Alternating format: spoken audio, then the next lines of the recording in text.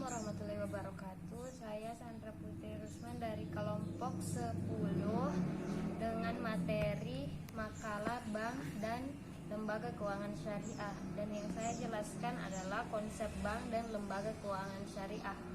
Lembaga keuangan merupakan unit badan usaha yang kekayaan utamanya dalam bentuk aset uang atau tagihan dibandingkan dengan aset non-finansial.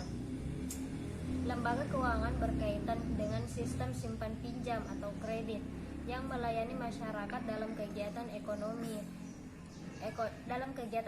modern. Peran lembaga keuangan bank saat ini semakin lama semakin dibutuhkan dan juga mengalami perkembangan, misalnya sebagai mediasi antara pihak yang memiliki dana dengan yang mengeluarkan dana. Bank Syariah menjadi sebuah lembaga keuangan intermediasi keuangan antara unit defisit atau unit simplus, atau menawarkan jasa simpan pinjam, asuransi, dan penyediaan mekanisme pembayaran dengan berlandaskan pada prinsip syariah Islam. Bank syariah adalah bentuk beroperasi sesuai dengan prinsip-prinsip syariah. Implementasi prinsip syariah inilah yang menjadi pembeda utama dengan bank konvensional.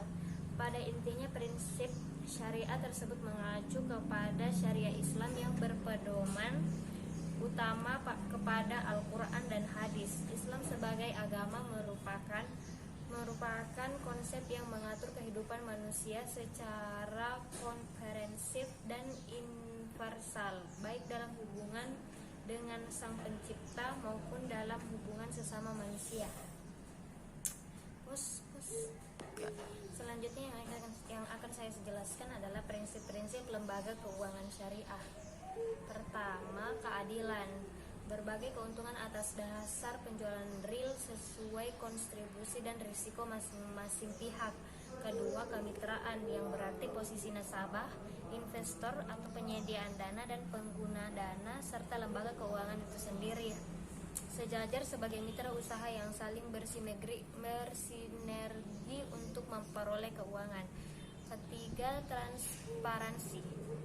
Lembaga keuangan syariah akan memberikan laporan keuangan secara terbuka dan berkesinambungan agar nasabah investor dapat mengetahui kondisi dananya. Yang terakhir, universal, yang artinya tidak membedakan suku, agama, ras, dan golongan dalam masyarakat sesuai dengan prinsip Islam sebagai rahmatan lil alamin. Sekian dari saya, dan materi selanjutnya dalam makalah akan dijelaskan oleh teman kelompok saya yang lain. Assalamualaikum warahmatullahi wabarakatuh. Perkenalkan, nama saya Risani Nurul Mutmainah, NIM 90400120032 dari kelompok 10 akan mempresentasikan makalah tentang bentuk-bentuk lembaga keuangan syariah. Bentuk-bentuk lembaga keuangan syariah itu: 1. Bank. Bank adalah perusahaan yang bergerak di bidang keuangan, artinya aktivitas perbankan sebagai berkaitan dalam bidang keuangan, sehingga berbicara mengenai bank tidak terlepas dari masalah keuangan. Di samping itu, perbankan juga melakukan kegiatan jasa-jasa pendukung lainnya. Jasa-jasa ini diberikan untuk mendukung kelancaran kegiatan penghimpunan dan menyalurkan dana, baik yang berhubungan langsung dengan kegiatan simpanan dan kredit maupun tidak langsung. 2. Pasar modal. Pasar modal secara umum merupakan suatu tempat bertemunya para penjual dan para pembeli untuk melakukan transaksi dalam rangka memperoleh modal. Penjual dalam pasar modal merupakan perusahaan yang membutuhkan modal emiten, sehingga mereka berusaha untuk menjual efek-efek di pasar modal, sedangkan pembeli investor adalah pihak yang ingin membeli modal di perusahaan yang menurut mereka menguntungkan.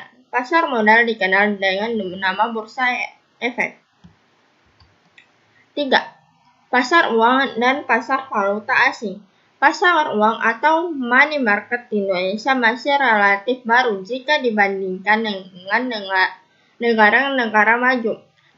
Namun dalam perkembangan dunia sekarang ini, maka pasar uang di Indonesia juga ikut berkembang walaupun tidak semarak perkembangan pasar modal atau capital market. Seperti yang sudah dijelaskan sebelumnya, bahwa antara pasar uang dan pasar modal terdapat perbedaan yang cukup jelas, seperti jangka waktu instrumennya yang diperjualbelikan, tempat penjualannya, serta tujuan dari para penjual dan para pembeli dari kedua pasar tersebut. 4. Pegadaian. Secara umum pengertian usaha gadai kegiatan menjamin barang-barang berharga kepada pihak tertentu guna memperoleh sejumlah uang dan barang yang dijaminkan akan ditebus kembali sesuai dengan perjanjian antara nasabah dengan lembaga gadai. 5. Koperasi simpan pinjam. Koperasi tersebut yang sudah lama dikenal di Indonesia. Pelopor pengembangan perkoperasian di Indonesia adalah Bung Hatta, dan sampai saat ini beliau sangat dikenal sebagai Bapak Koperasi Indonesia. Koperasi merupakan suatu kumpulan dari orang-orang yang mempunyai tujuan atau kepentingan bersama. Jadi koperasi merupakan pembentukan dari sekelompok orang yang memiliki tujuan bersama. Secara umum, sumber dana koperasian itu 1. Iuran wajib, 2. Iuran pokok, dan 3. Iuran sukarela. 6. Amil zakat. Badan Amil Zakat adalah suatu lembaga yang bertugas mengumpulkan, mendistribusikan, dan mendayagunakan zakat sesuai dengan ketentuan agama. Adapun harta yang bisa disakatkan meliputi unta, sapi, kerbau, kambing atau domba, kuda, ternak, dan unggas perikanan. Emas perak atau perniagaan, perusahaan, dan hasil pertanian. 7. Bank umum syariah. Bank umum yang operasional menggunakan prinsip-prinsip syariah. Bank syariah ini bisa berbentuk dalam Islamic Commercial Banking dan bisa pula dalam bentuk Islamic Banking Unit. Islamic Commercial Banking adalah bank syariah yang didirikan secara khusus menggunakan prinsip syariah, misalnya BMI dan BSM, Bank Syariah Muamalat, dan Bank Syariah Mandiri. Sedangkan yang dimaksud dengan Islamic Banking Unit adalah bank konvensional yang membuka unit usaha syariah, seperti Bank Jamar Unit Syariah dan BNI Unit Syariah. 8. Asuransi syariah. Usaha yang melindungi tolong-menolong di antara sejumlah orang atau pihak melalui investasi dalam bentuk aset atau tabarruk, memberikan pola pengembalian yang menghadapi risiko tertentu melalui akad dan yang sesuai dengan syariah. Adapun prinsip asuransi syariah antara lain: 1. Dibangun atas kerjasama, bersifat mudaharah, sumbangan sama dengan hibah, sehingga haram untuk ditarik kembali. Setiap anggota yang menyetorkan uang disertai dengan niat membantu orang lain dan serta dilakukan berdasarkan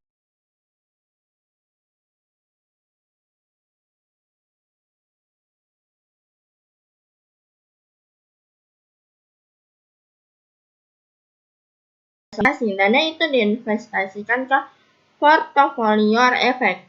Reksadana ini merupakan solusi bagi para pemodal kecil yang ingin ikut serta dalam pasar modal dengan modal minimal yang relatif kecil dan kemampuan menanggung risiko yang sedikit. 10. Obligasi syariah.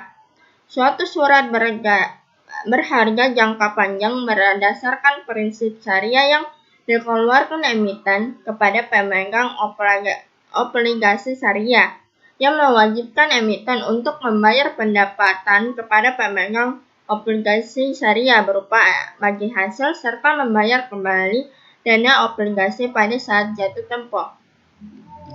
Sekian dari saya. Assalamualaikum warahmatullahi wabarakatuh. Assalamualaikum warahmatullahi wabarakatuh. Perkenalkan, nama saya Andi Nurfiki, pemateri ketiga dari kelompok 10 Ekonomi Syariah. Sejarah perkembangan lembaga keuangan syariah. Awal mula lembaga keuangan syariah di dunia, awal tahun 1970-an, dunia seakan hanya memiliki satu sistem ekonomi, yaitu ekonomi orientasi pasar dengan perangkat bunga sebagai penopang utama. Negara-negara sosialis pun bergerak searah dengan tren yang ada, sehingga muncullah istilah neo-sosialis yang sesungguhnya adalah modifikasi sistem sosialis dan perubahannya ke arah sistem mekanisme pasar. Pada dekade 70-an, mulailah timbul sosok ekonomi Islam dan lembaga keuangan Islam dalam tatanan dunia internasional. Kajian ilmiah tentang sistem ekonomi Islam marak menjadi bahan diskusi kalangan akademis di berbagai universitas Islam. Hasil kajian tersebut dalam tataran aplikatif mulai menuai hasil dengan didirikan Islam Development Bank (IDB) di Jeddah tahun 1974 yang diikuti dengan berdirinya bank-bank Islam di kawasan Timur Tengah. Hal ini bahkan banyak mengiring asumsi masyarakat bahwa sistem ekonomi Islam adalah bank Islam. Padahal, sistem ekonomi Islam mencakup ekonomi mikro, kebijakan moneter, kebijakan fiskal, public finance, model pembangunan ekonomi, dan instrumen-instrumennya. Seperti Dubai Islamic Bank didirikan pada tahun 1975, Faisal Islamic Bank of Egypt 1977, serta Bahrain Islam Bank 1979. Sistem ekonomi Islam tidak terlepas dari seluruh sistem ajaran Islam secara integral dan komprehensif, sehingga prinsip-prinsip dasar ekonomi Islam mengacu pada saripati ajaran Islam. Kesesuaian sistem tersebut dengan fitrah manusia tidak ditinggalkan. Keselarasan inilah sehingga tidak terjadi benturan-benturan dalam implementasinya. Kebebasan berekonomi terkendali menjadi ciri dan prinsip sistem ekonomi Islam. Kebebasan memiliki unsur produksi dalam menjalankan roda perekonomian merupakan bagian penting dengan tidak merugikan kepentingan kolektif. Sejarah perkembangan bank syariah di Indonesia. Pada tahun 1980, inisiatif pendirian Bank Islam di Indonesia dimulai pada tahun 1980 melalui diskusi-diskusi bertemakan Bank Islam sebagai pilar ekonomi Islam. Sebagai uji coba, gagasan perbankan Islam dipraktekkan dalam skala yang relatif terbatas, di antaranya di Bandung, Bait At-Tamwil, Salman ITB, dan di Jakarta, Koperasi Rid of Gusti. Pada tahun 1990, Majelis Ulama Indonesia (MUI) membentuk kelompok kerja untuk mendirikan Bank Islam di Indonesia. Pada tanggal 18 sampai tanggal 20 Agustus 1990, Majelis Ulama Indonesia menyelenggarakan lokarya bunga bank dan perbankan di Cisarua, Bogor, Jawa Barat. Hasil lokarya tersebut kemudian dibahas lebih mendalam pada Musyawarah Nasional IV MUI di Jakarta tanggal 22 sampai 25 Agustus 1990 yang menghasilkan amanat bagi pembentukan kelompok kerja pendirian Bank Indonesia. Pada tahun 1991, sebagai hasil kerja tim perbankan MUI tersebut adalah berdirinya Bank Syariah pertama di Indonesia, yaitu PT Bank Muamalat Indonesia (BMI), yang sesuai akte pendiriannya berdiri pada tanggal 1 November 1991. Pada tanggal 1998, pemerintah dan Dewan Perwakilan Rakyat melakukan penyempurnaan Undang-Undang Nomor 7 Tahun 1992 tersebut menjadi UU Nomor 10 Tahun 1998 yang secara tegas menjelaskan bahwa terdapat dua sistem dalam perbankan di tanah air, dual banking system, yaitu sistem perbankan konvensional dan sistem perbankan syariah. Tahun 2008, perbankan syariah yang terbit tanggal 16 Juli 2008 maka mengembangkan industri perbankan syariah nasional, semakin memiliki landasan hukum yang memadai dan akan mendorong pertumbuhan yang secara lebih cepat lagi.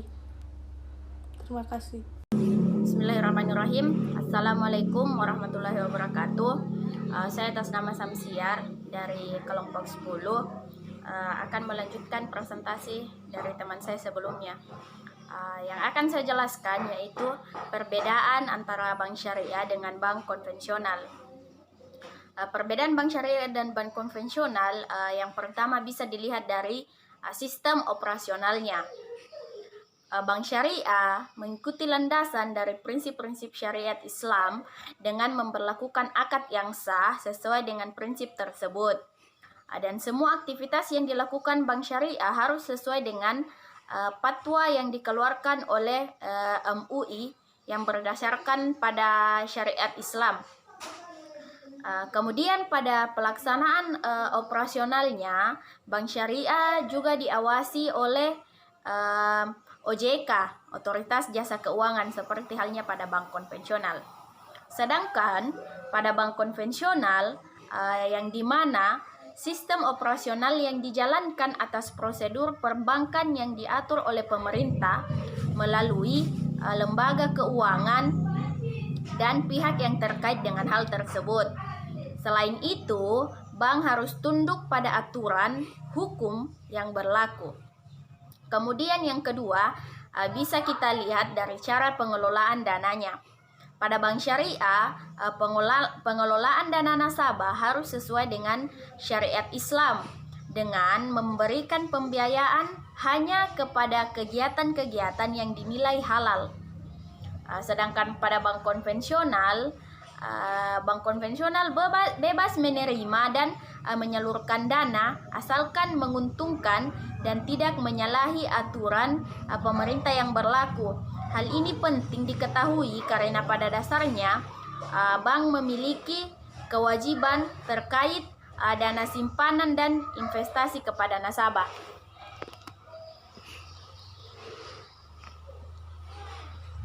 Selanjutnya yang ketiga bisa kita lihat dari orientasi perbankannya.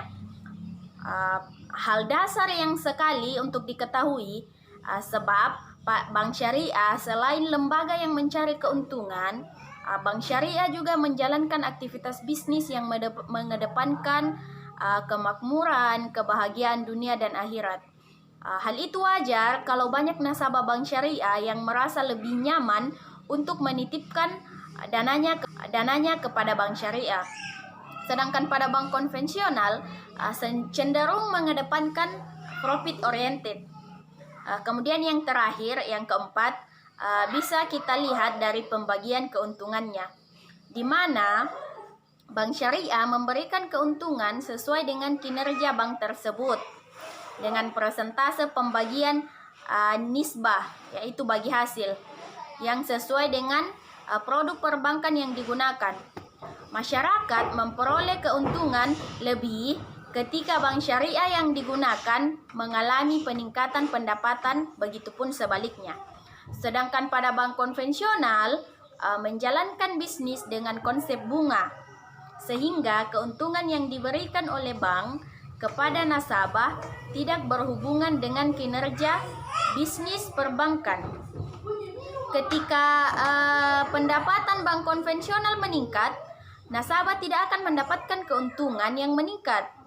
Begitupun sebaliknya, sebab hal itu dibatasi dengan rate bunga yang sudah ditetapkan oleh pihak bank itu sendiri. Mungkin itu saja presentasi dari kelompok kami. Sekian, assalamualaikum warahmatullahi wabarakatuh.